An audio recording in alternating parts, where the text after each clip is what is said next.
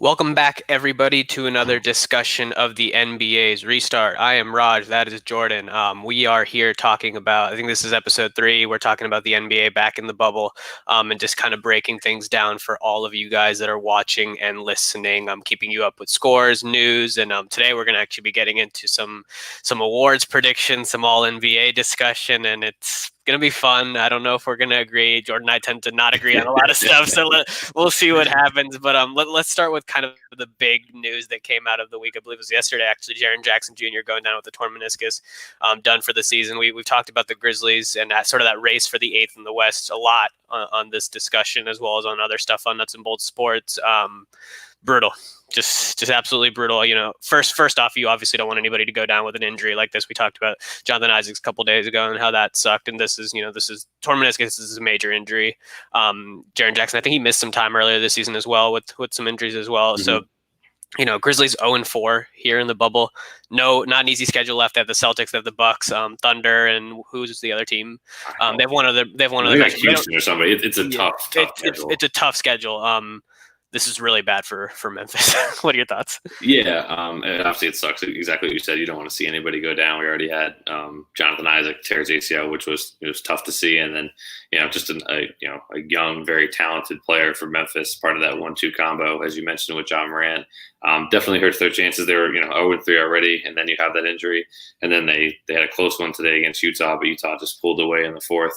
So it's tough. I don't think anybody saw them. They knew the schedule was tough and it was going to be a challenge to defend everybody off, but I don't think they saw 0-4 and everybody's chomping at the bit right now. They may not even make the playing game. Yeah, it's so weird because Memphis, of all those teams, was obviously in the 8th seed, but I think that was just everybody just loves watching Memphis play behind Ja and Triple J. Those guys are just so fun, and as young as they are, the future is still obviously going to be bright for Memphis. They're, like I said, they're both young. They've got plenty of time to recover after this, hopefully after a speedy recovery. But with Portland being, I think Portland is the 9th seed right now, and San Antonio, Portland's I think I have it written down here actually, so let me just give you the exact numbers. Portland's 1 game behind, and San Antonio's 2 games behind. So they're, this really, like you said, they could fall out of the play-in matchup here if these games don't go well, and I'm not expecting them to go pretty well. I honestly do think, especially at this point now, Portland, San Antonio would be a more interesting play-in matchup. Both those teams have playoff experience. They've gone far in the playoffs. Portland going to the Western Finals last year. Obviously, San Antonio having some playoff experience. DeMar DeRozan and Greg Popovich being the most experienced, obviously. Is that something you kind of want to see now, or do you still hope Memphis can maybe squeak in there?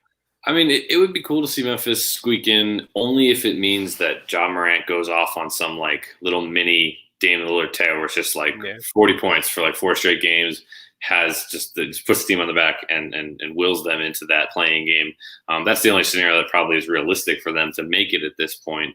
Sure. I'd rather not see them limp in by the fact that a couple of teams choke away their games or whatever. But like you said, Spurs, Portland would be fun if the Pelicans were able to get it together. They're obviously a little bit more on the outside, but kind of any of those matches would be fun just to see 2 fully healthy teams going at it. I feel like if Memphis did make it into the playing game or the playoffs itself, they're just going to be at such a disadvantage without their second best player.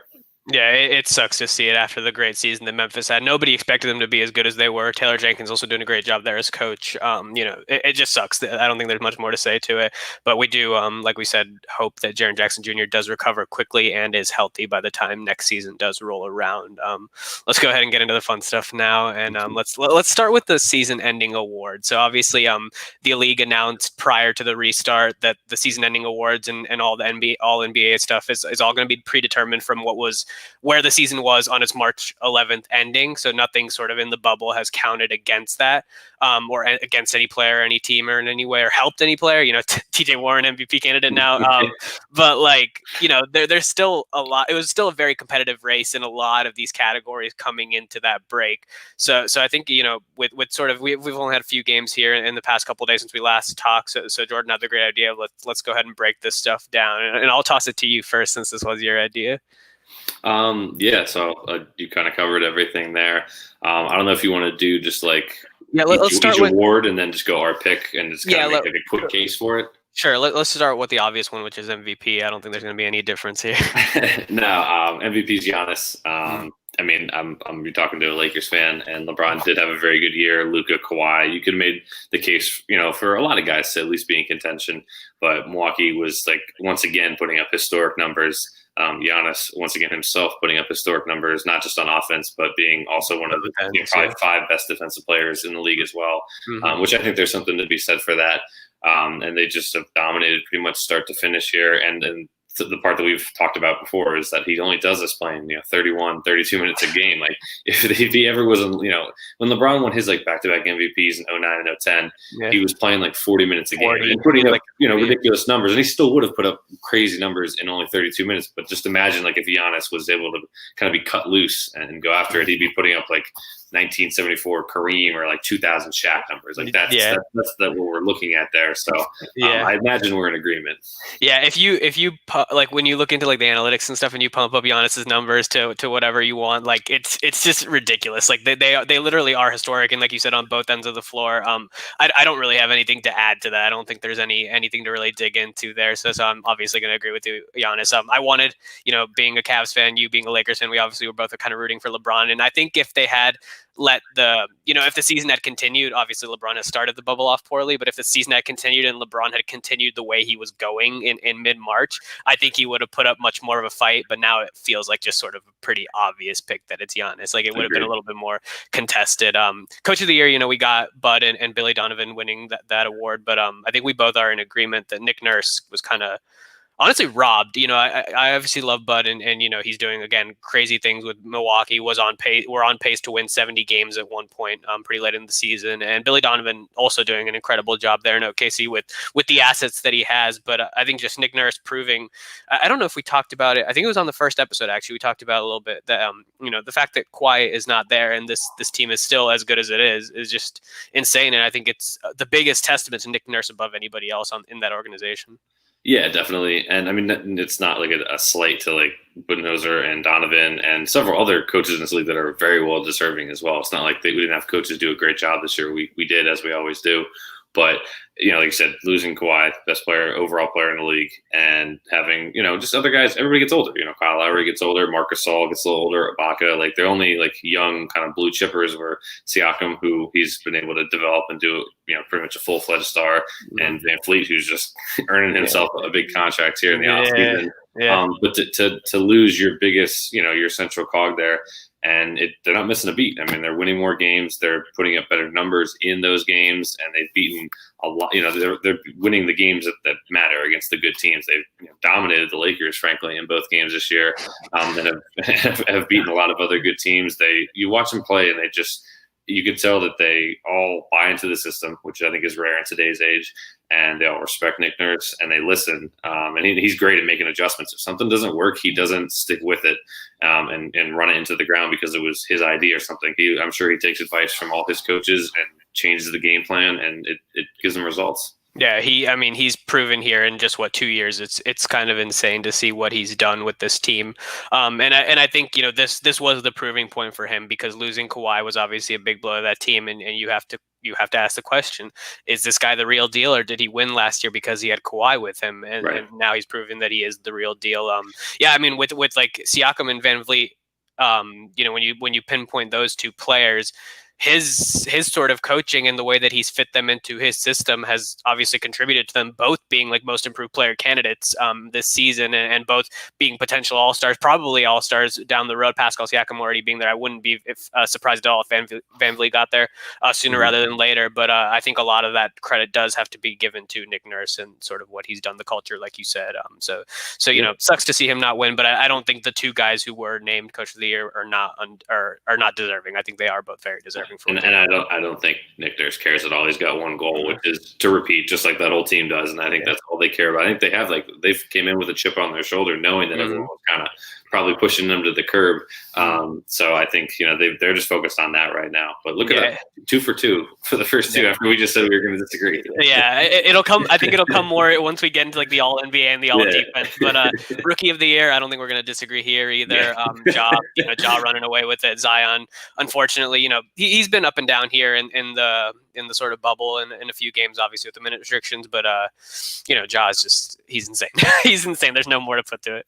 Yeah, and he had had just a more complete body of work. It's kind of like you said with the LeBron thing. If they would have had the bubble not happen in this whole pandemic and we just kept playing and Zion kept playing, Zion would have made a very compelling case. But with the stoppage and everything going on, there's really it should be really almost unanimous just because of the whole complete package that Ja put together. But I think this was honestly a really good rookie class, which was fun to watch. I mean, the guys who are don't get as much recognition, like Brandon Clark, who's teammates with Ja. Tyler Harrow is fantastic to watch in Miami. Excuse me. There's a couple of guys like Eddie Pascal, those guys, like a lot of those guys that you don't see on TV every night or don't hear about because it's just Zion and Ja. Those guys are just as deserving as the recognition and are going to be really, they're the next generation. When LeBron and KD and those guys are gone, those are the guys that are going to step up and probably be some pretty good players and be earning those All NBA and All Star spots. I think you make a great point that this rookie class all around was very, very solid. And I think a lot of you always look at these rookie classes and you're kind of like, it's top heavy. After the top five, everything basically drops off. And I think people said the same about this rookie class coming into the season, and they have not disappointed. Some no-namers, coming out of nowhere, like you said, and some of those guys who are picked high showing up, even if they're on bad teams, they're still playing well and they're showing the potential, and they're showing the potential to be able to improve the teams that they're playing on. So I think, like you said, the next generation of the league does look bright. We should real quick. With this draft class that we just had. Sure. I hope everybody appreciates it because this upcoming one absolutely blows. Pretty much I don't think there's like a single player that I really trust other than maybe Cole Anthony, and I'm kind of falling off his bandwagon. These guys I'm really worried about this next draft class. So savor the guys that you have from the 2019 class. But what did you say? Most improved? Yeah, most improved. Yeah, let's go ahead and get into it. That was that's like a fun. Tough. It's really fun. It's tough, and I don't really think it's one of those things. I don't know if there's like a true right or wrong answer. Like I heard Luka's name floated around, Tatum, a lot of those guys. I personally went with Brandon Ingram. All right, we're 4 for 4. Wow. So we didn't share these picks before, I promise. Yeah, we did. I think what separated him was, and mind you, I watched him, the first 2 years in LA, and he looked timid at times. Obviously, he's a skinny dude to begin with, so he kind of didn't handle the physicality well. And I just was really worried about his long-term projections, as a pro. And obviously, they traded him for Anthony Davis, and just one of those change of scenery things. Plus, I think that he also he worked on his game. He's developed into a pretty good three-point shooter. Yep. His ball handling is cleaner. He's able to. You saw him close out. I forget who it was. At the Memphis game, I think they closed him out. He closed him out the other day with couple of tough jumpers late. So I think he's just put together an all-around package, and I think he's only going to get better with his playmaking and defending. So that's my pick. But again, I know a lot of people have other ones that are definitely worthy. Adebayo, Tatum. I mean, you could have named like 5 guys, and I've been like, yeah, they all really improved. There were so many jumps this season from guys being no-namers to guys being potential all-stars like a Van Vliet. Not that Van Vliet was a no-namer, but I don't think anybody expected him to make the jump that he made this season so quickly. We mentioned Siakam, you mentioned guys like Bam. They're the guy that jumped into all-stars. Luka already being a potential all-star, jumping into an MVP candidate. Like this category is so broad-ranging, and I think that you're right in that you can't discount what any of those players did in the jumps that they made this season. And I agree with you in terms of Brandon Ingram, just because I think when you look at the numbers, they're obviously there. You look at the All-Star game, he got there. But I think the reference point that you used is his time with the Lakers and sort of now where he is in his career, the jump that he's made in New Orleans. He does look a lot more comfortable. He looks a lot more confident with that, like 3-ball, for example. Like that was something that I just don't remember him being anywhere near consistent in LA. And now, he's a solid 3-point shooter. I think he's just worked on every asset of his game, and he's going to continue to improve. Being the number 2 draft pick does bring a lot of pressure on you, especially when you are going to a place like LA. That's a lot of pressure. And I can understand how that situation may have just not been healthy for him earlier on in his career. You mentioned the point that he's a skinny guy. So even if you're tall and you're long, like if you're skinny, you're going to get beat up by guys like LeBron and Giannis and stuff like that. So the fact that he was able to make that improvement this season, I think is just absolutely incredible. And I'm really happy for him, honestly, that he's found a sort of fit. Let's get into 6-man. This was actually one of the tougher ones to me, particularly when I got down to my final 2. I ended up going with Dennis Schroeder. Okay. Just because I wanted to give OKC a little bit more credit here in terms of, because that team, I think you can hinge a lot of their success on Chris Paul. But when Chris Paul goes out, the young guys have to maintain what Chris Paul sets when he's on the court. And Dennis Schroeder is the guy that's really setting that precedent as the sort of point guard. He's playing alongside SGA a lot, but I think that Dennis Schroeder is the most experienced of that group that is sort of backing up Chris Paul. And I think for that team to not really drop off the face of the earth when Chris Paul is not on the court is impressive. And I think a lot of that has to sort of hinge on Dennis Schroeder being the experienced guy there who is sort of leading that younger group when Chris Paul's not on the court. Yeah, definitely. I don't. He was definitely, I think, my probably my third overall, but like a tight race. Like the separation is very small. I actually went with Christian Wood from the Pistons. Oh, wow. Okay. He's the guy you never hear about. Yeah. He's like the advanced analytic nerds. Like yeah. He's like their proof that this stuff works. Yeah. He had a really good year. You never saw the Pistons play, so you never saw him. Just to give people out there reference, on the surface, his stats are like 13 and 6. A game, and he only played about 21 minutes. You go to the advanced stuff, and not only do the advanced analytics translate over, but his even per 36, 22, 11, he was shooting at around 37-38% from three, which for a guy who's 6'10", that's obviously a valuable asset. Sure. And he was a pretty valuable defender too. I was looking up some of the defensive stuff, and he's up there with guys that are Giannis and LeBron. You're like, wait a minute, all these names look familiar, and then Christian Wood. So I feel he was my pick, but like you said, Schroeder did a really good job, like you said, of maintaining that play for Oklahoma City when Chris Paul was off.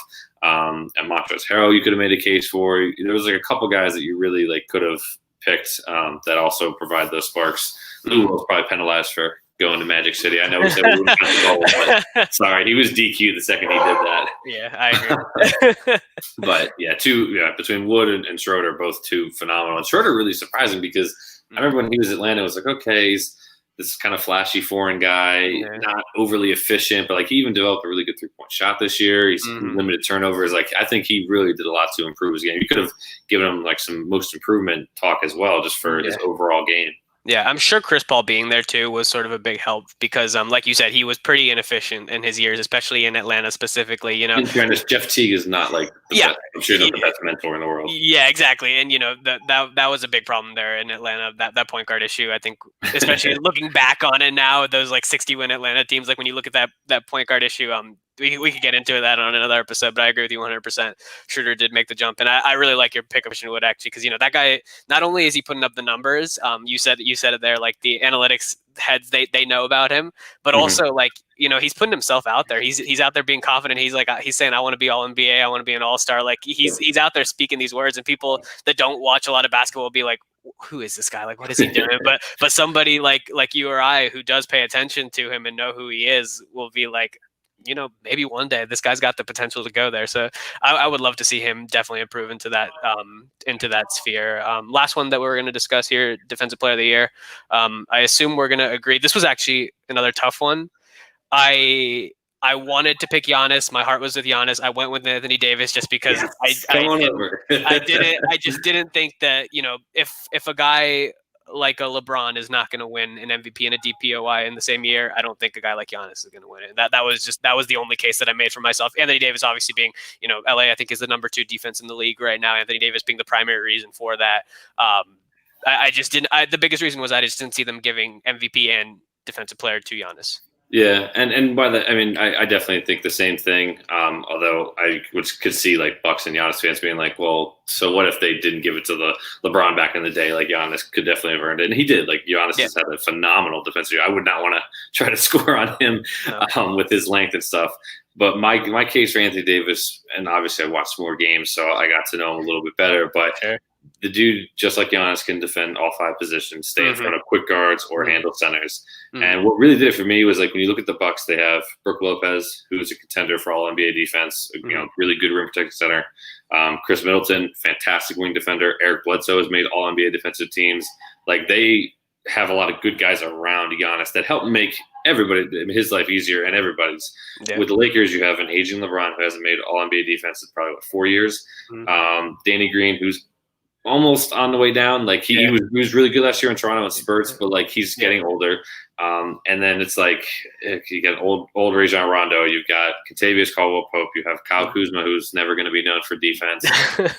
JaVale and Dwight are good in spurts, but they also commit a lot of dumb fouls. So AD had to really anchor those guys all year and keep, like you said, having the number 2 in defense. I think he played just a little bit more of a factor than Giannis did, and that's why I picked him.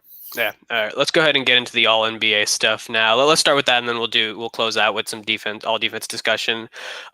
First team. This is interesting. It's tough. This is interesting. I'll go ahead and list mine first. This was something that you and I discussed a little bit, sort of off the air, off broadcast, and you made the interesting point that considering when you're weighing the situation, something about all NBA. So interesting because a guy like LeBron here in this situation can be slotted at guard, but I believe it was 85% of his time is actually played at the forward position. And are you going to make that sort of argument? But something that I mentioned to you when you brought up this idea was the reason I always have trouble with this is because I always want to pick the 5 best guys, which is what it should be. You're right. Yeah, and in this situation, I kind of was able to do that, at least in my personal opinion, because I was able to slot LeBron at the guard.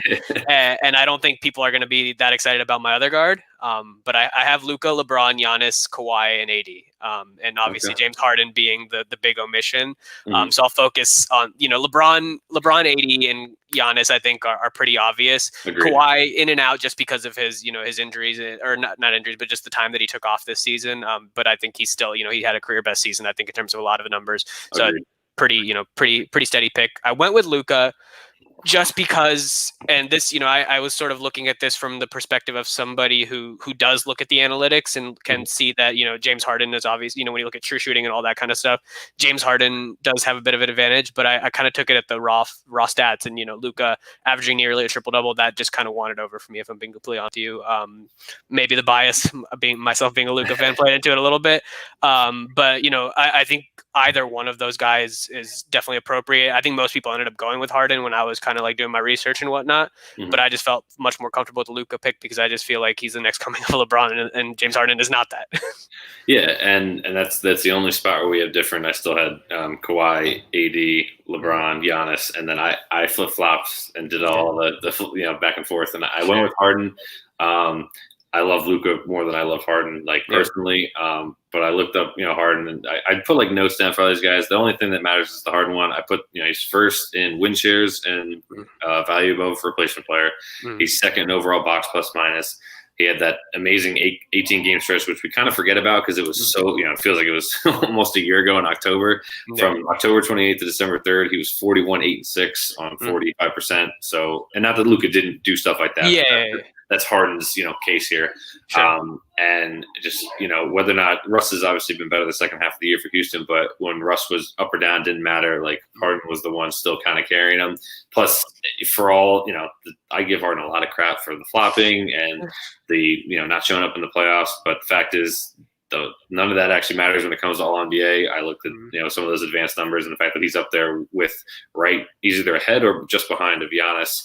And AD and LeBron and those guys in a lot of those categories. That's what did it for me. But I could totally see Luka make it first team too. Yeah, Harden, it is pretty interesting actually to compare the two of these guys just because their play styles are so similar, especially on the offensive end. And neither of these guys really play defense either. So I think it is actually a very fair and very interesting comparison to kind of have these two guys being the ones that are really flip-flopping for this position. And I at one point did sort of slot LeBron into the forward position, moved Kawhi into the second team, and put Harden in the top 5. And then I was like, nah, I just can't do that. I really cannot do that. It's, Kawhi didn't miss enough games. If it was last year, maybe you can make the case, but he didn't miss enough games this year. I looked and I was like, I can't leave Giannis. I can't leave AD.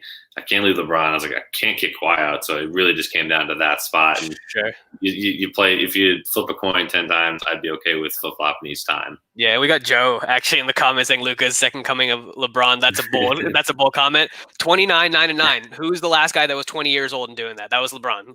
You can't pinpoint anybody else. So if Luka can step up the defense and can learn how to play defense, he's going to be one of the most. That's also every 21-year-old ever. You got to figure out. So he's not behind the curve. No, exactly. Yeah. So I'm hoping that he can get it together with Rick Carlisle coaching him down there. But let's get into the second team. Why don't you start us off here? Second team's always kind of where it gets a little bit tougher because it's the first team cuts is there's maybe one guy like Luka and Harden, but with the second team, it's ooh, this guy had a really good year. This guy had a good stretch. I went, obviously, Luka gets the first guard spot for the second team. Lillard fills the other spot. He got the nod over Simmons, who we'll see in a bit, just because he had that ungodly hot stretch where he carried them. Simmons has more overall weapons, even though they apparently don't know how to use them. The thing with Dame is that he also was one of these guys that had close to career numbers in a lot of areas, and that the only reason I think the spotlight could be taken away from him is because Portland struggled, but that's because something we've talked about a lot is that they were missing key assets, so that was the biggest knock on him. Right, they're playing basically with Hassan Whiteside at center and no wings, and it was just him and CJ. And yes, you're absolutely right. Lillard career high from the field, almost career high from 3-point range, 28-8, and then like we talked about, he had that just completely ungodly stretch there, where it was like 50 or 45 a game for every night. Yeah, oh my God, it was ridiculous. You couldn't stop him. And my note that I put for him was one of the oh shit, I hope he doesn't get the ball in a close game, guys. Because like if you're on the other team, like that's why everyone's talking about this 8 seed. It's like if Portland plays the Lakers, I still think the Lakers are going to win, but like that's a lot to do. Like that's a battle. That's a real 6-7 game series that the Lakers might have to deal with. Yeah. And not many guys. You can't say that many guys can fully carry that in their team. Not that McCollum and those guys aren't other good players, but like Lillard is such a bona fide star that he brings all that to the table. Sure. Forward spots, I went Tatum. For the first one, just made the leap. He had that stretch there. I think it was from the beginning of February until we had the stoppage where he was you saw he just found like that next superstar level. He had big games against Clippers, Rockets, etc. And also doubled as a very, very good defender. Exactly. Other forward, I gave it. That was a tough one because there's a lot of picks for the other forward, and you could have slotted this guy at guard too. I saw some people did. I put Jimmy Butler as like a small forward because I think that's where he always played. I think that while Miami's success, like it's tough because like they've been very good, and I think it's because of Jimmy and Bam especially, and the coaching. But then people point to like, oh well, their overall like team numbers, like offensive rating, defensive rating, it's not as good as you would think, and I'm like. Their defensive rating is not as good because they have to play Tyler Hero, Goran Dragic, and Duncan Robinson, who are fantastic offensive players. Like they complement them so well.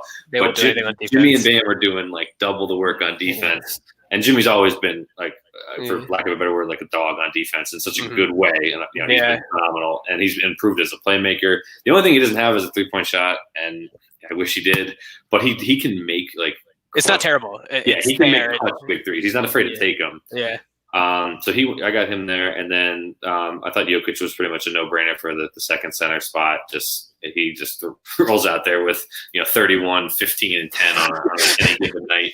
And he got skinny, which is fantastic. Yeah, I'm very surprised. We have the four same, and then the Harden Luka flip flops. I had Dame, Harden, Tatum, Butler, Jokic. We talked about Dame, we talked about Harden, Tatum, and Butler, and actually, the four guards, or four forwards that I was sort of debating between here.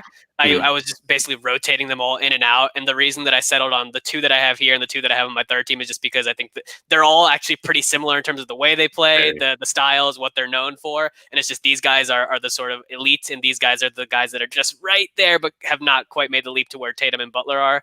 And then Jokic, Jokic was at one point my center when I was debating if Anthony Davis was going to be a forward or not. Like I was going back and forth with LeBron, Anthony Davis, forwards, not forwards, and I ended up moving them both out of moving them both out of forward so I could slot in extra guys. Jokic would have been my first team. He just started the season off so poorly. I think if he had started the season off on the streak that he ended last season, he could have very well been a top 3 player in the league this year, because I think we all know that he's probably going to win an MVP at some point also, along with somebody like Luka. But this was, he just started the season off unhealthy, fat, bad. It's so just not a full body of work. Really, like what it comes down to. But like you said, when he gets hot, I mean, he impacts the game. I mean, he's probably the best or second best passing center we've ever had. I mean, I would put him first. Yeah, and he's so young and to already have that. So definitely there. Sure. What do you got for third team? Yeah, so here's Simmons. Simmons came in here, and you said it a little bit. The reason it was the offense compared to Dame, and you're going to recognize offense here more, but Ben Simmons is also a defensive player of the year candidate. Like, he's just so good on both ends of the floor. I think he averaged 18, 7, and 5 or something along those lines. I'm not remembering off the top of my head, but having a great season. The reason he dropped the third team is just because Philly struggles. If I'm being completely honest with you, Philly is just, I had them at my number 1, number 2 seed of the East before the season started, and they're barely going to get maybe the 6th seed in the Eastern Conference was really disappointing. I don't necessarily know if that's a knock against Simmons as a player, but when you're considering all the factors here, I have to consider the potential, and he just did not meet that potential. The second guard is CP3. Nothing more needs to be said there. The two forwards, I went with Siakam and Middleton. Siakam being, I wanted to put Lowry in here, but the guard I think guard area is a little bit more heavy than the forward area. Mm-hmm. So I needed a Toronto guy in there, and Siakam obviously being the all-star there. So I ended up putting him in. And Middleton, Middleton does not get the credit that he deserves on both ends of the floor because of how good Giannis is. Right. Middleton putting up like 21, 6, and 4 for this season, being maybe the third best defensive player on that team. You can make a case with Bledsoe maybe, and we'll get into that in just a few minutes there. But this guy is just insane on all ends of the floor. Maybe among those sort of those under-recognized second-tier players, because that first guy is so he's maybe not quite at he's not at a Scottie Pippen level or anything like that. But this guy, once it's all said and done, when you look at second tier players, he's going to be he's going to be at the bottom list because nobody really knows. A lot of people don't know who he is because he's not a flashy name. Right. But when you look at the stats, it's going to be, he's going to be right up there with a lot of these guys. And then I went with Gobert. This was tough. I chose him over Embiid. Bam was also in contention for me. I ended up going with Gobert just because of him being, again, a defensive player of the year candidate. Mm-hmm. He's the only guy here that can really make a case for himself just because of his defense, like having the very limited offensive arsenal. Right. I didn't go with Embiid because of the limited time. He missed some time earlier in the season. That was the big swing here. That's the label on him forever, is if he can stay on the court. So crazy enough, we did have pretty much the same thing. I had Simmons and Paul for pretty much the reasons you meant. I mean, Chris Paul going in there, I thought he was going to be trade bait and be hurt by now, and he's not.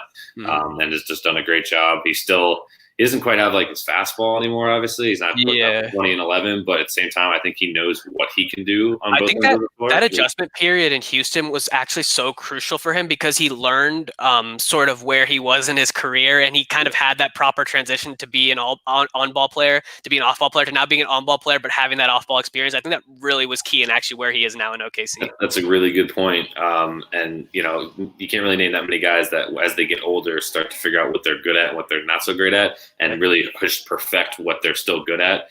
So I think he gets a lot of credit there. Again, I agree with Siakam and Middleton. The pick that I switched when we got on here that I said I switched 20 minutes ago was I had Middleton on the second team, and I thought about it and I said Tatum does a little bit more. If I need somebody to take over a game between those two, it's going to be Tatum. I don't know if Middleton can quite do that. He has, he has a very nice cushy second spot with Milwaukee where he just has to hit the open threes Giannis gives him, play in a great team defensive system. But you got to give him credit. He excels in that. He's a great shooter. He can score off the dribble when he needs to, and he can be disruptive on defense. And also, not that this really matters for all NBA, but he is a very good playoff shooter as well, which some guys – you look at a guy like JJ Redick, who's always my case study, his numbers always dip in the playoffs. The shooting percentages are always down. He gets there, but he never gets far. Yeah, and Middleton's, meanwhile, always go up. You'll see it when the playoffs start. They'll be Middleton is I think he's the fourth or fifth highest 3-point percentage in NBA history for playoffs, which is incredible. It's because he can sort of take a second seat to Giannis in the regular season, and those guys are already playing such limited minutes in the regular season as is that they're so fresh come the playoffs that they can really, really turn it on. Right. And that's the advantage of this Milwaukee team being as historic as they are, honestly. For sure. And then the only thing we didn't have on the third team, and again, you're absolutely right. You can make a case for Gobert, Embiid. I went with Bam. I was hesitant about putting two Miami guys because they've been very good, but I don't know if they've been great. Like you said, Gobert obviously is one of the best defensive guys in the league. Embiid just missed too many games. Otherwise, I think he should be on there every year, but he just doesn't play enough. And it has his ups and downs, as we see with his weight and scoring. Yeah. Which is frustrating. Although they are going to close out Washington here. But Bam to me, if I'm looking at those three guys, and take away I'm not even looking at numbers. I'm looking at what each one brings to the table. You're getting just very amazing defense from Gobert and some rim finishing from him on offense. Embiid's getting you some really good inside scoring, pretty damn good overall defense everywhere. Yeah. And that's still kind of about it. He's not a great passer. And then with Bam, it's I have a guy that can guard your best guy, who's one of the best defenders of Giannis in the league actually this year, who will get the stop on defense, get the rebound, can bring the ball all the way up the court without looking like an idiot, and make the best pass on offense within the system. And then also finish. He's got it's not a great, but it's not a bad like 15-footer as well. So like he can space the floor a little bit. So to me, if I'm looking at like everything that somebody brings to the table, I felt Bam was the most deserving, and because he made such a leap, like we didn't really know who he was, and all of a sudden it was like, hey, it was Bam, he's here. All-star, yeah. So I think that's what gave it to me for him for third team. Sure. I don't think that's a wrong pick in any way whatsoever. I think that's a very, very good pick. And yeah, the what you say about the passing in particular, the fact that we have Jokic and Bam playing at the same time, those two being as good playmakers as they are, as tall as they are, as big as they are, I think that's so fun for the game of basketball to see that. And I cannot fault that pick at all. I think it's a really good one. We are running a little bit longer, so let's try to get through these defensive teams relatively quick. Sure.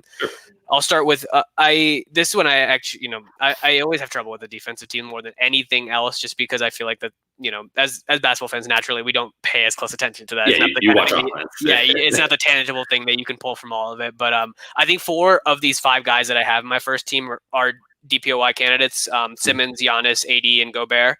I ended up going with Butler as my second guard, so I went, I put him in forward, and in the All NBA, I put him at guard here.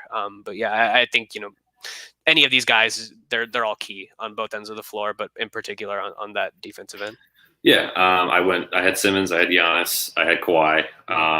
I slightly bumped Gobert down, and it's one of those things where like I wish I had room for him on the first team, because I feel like I'm probably making a mistake. I had AD, I left him at center for this as well, just because I think like if you're asking, one of those two they both are good, shot blockers, good help defenders, and good rim protectors. Sure. All elite, at those. But if you ask one of the two of them to get more stops on the perimeter, it's going to be close, but I'm going to give the slight edge to AD just because he's a little bit better athlete. Gobert is like a true like 7'1". Like I think he's just physically not be able to do it, whereas AD is like 6'11" and can just roam. But if you have Gobert there, I don't like argue with it either. And then the other guard that I gave it to Marcus Smart.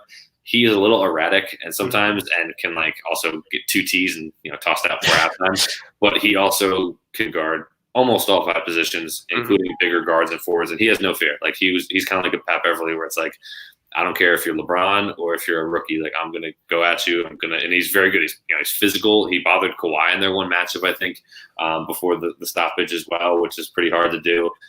So I gave it to him there. Second team's where it gets tough too, because you gain really tough. There were 15 guys that I could have, like, I was switching back and forth in and out. Like if I turn this computer and show you my other computer, like the sort of second tier list that I have there is ridiculous. I don't have a second computer, so you just have to trust me. But Gobert obviously takes the center spot for the second team. I put Butler as the first guard there. The other one being still Chris Paul. Like I mentioned, like he probably isn't like the most destructive defender in the world, but he still gets a ton of steals. He's always in the right spot. Like you see those things where like, bigger guards try to post him up, and it's like he's baiting him into it, and all of a sudden they'll go for like a turn drive in, and he just knows exactly where to swipe and disrupt the possession. But you could have also thrown in like Chris Dunn, Kyle Lowry, like a bunch of dudes there. And then I threw Tatum in there as well, like I mentioned, just a really kind of underrated defender because you don't hear a lot about him. And then I went with actually Bam. I was a love fest with Bam here because he just, like I said, can guard. He's guarded Giannis very well this year. That was kind of the telling thing. Like he's been literally, by all the stats, the best defender on Giannis this year, which I think says something. Sure. And he can defend multiple positions, including out in the perimeter, and he can also rim protect. So that was my second team. Yeah, my second team, I had Smart there, actually, for a lot of the reasons that you said. I wanted to reiterate that. I needed, this was actually tough because when I wanted to, my little bias wanted to get LeBron in there, but I was like, I need two Celtics. It's somewhere in this all defensive team. So I went with Smart, and then I have Tatum in the forward, Lowry being the other guard, Kawhi being the other forward here. And then center, I went with Brook Lopez. And when you're looking at sort of Brook Lopez, he is next to Rudy Gobert. Those two guys have contested and changed the direction of the most shots at the rim. And Brook Lopez has never been known for his defense, but Milwaukee being the number 1 defensive team, it is obviously a lot hinges on Giannis. But when I was talking about the top 5 defensive guys there, I said Middleton was 3, tied with maybe Eric Bledsoe. The 2 guy for me is Brook Lopez, just because he does sort of fill that hole. And I just think for him to make the leap on defense that he did make this year, after making the leap in 3-point shooting that he made last year, I wanted to give him a shout out here. And I just think it's worthwhile to have $2 on this just because of how good that team is on defense. That's totally fair. And he was my first cut. He was the first guy that didn't make it, only because I was like, I have AD at center and I have Gobert, and it's just not enough room. But he definitely deserves it, like you said, along with like my cuts were Brook Lopez, Chris Dunn, Kyle Lowry, LeBron, and then like I even had like Anunoby in there too, because I feel like he doesn't get a lot of credit in Toronto. LeBron just, for him laying such an egg last year on defense, he's been better this year significantly, but not enough to the point where I'm like, he's not at that level where he's playing that insane, that tough defense for 35, 40 minutes a night. The reason I had to take LeBron, I think LeBron is the better defender between him and Tatum, but LeBron is he's taking possessions off on defense. He always has, he always will. But he's in year 17. Like I get exactly. I'd rather him take some off and conserve for offense when he's running the show. So I get it. I'm glad you brought up Chris Dunn. That was the hardest leave off for me here. The reason I didn't go with him is just because I was sort of trying to balance who I thought deserved it, but also in a way predictions, and I just didn't think that Chris Dunn maybe had the traction to get in there as I don't with think voting. He will either. But I think he could have very well been a first team all defensive if people were giving him the recognition that I think he deserves. He has been incredible on defense.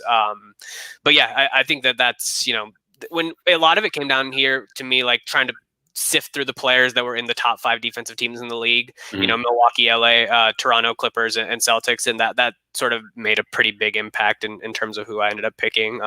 Let's close things out. We wanted to, this was another great idea that you had, sort of picking the best players who have a mini all bubble team, I guess the top 3 players who have kind of shown up here in the bubble. And I think a lot of this was started by TJ Warren's ridiculous performances. Was it 53, 34, and 32 were the 3 games? Yeah. And he doesn't miss. He doesn't miss. He's insane. So that sort of sparked this conversation. But yeah, TJ Warren being the number 1. Do you want to give a shout out to the other guys that we were kind of discussing? Because this is where we kind of have a collective list of guys that we shout out.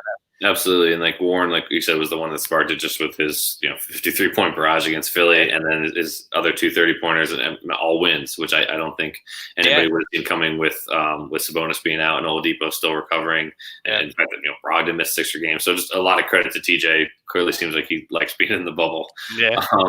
The other obviously guy that we had was Harden. Russ has been a little up and down in these first couple games, and even though they lost last night late, shout out Melo.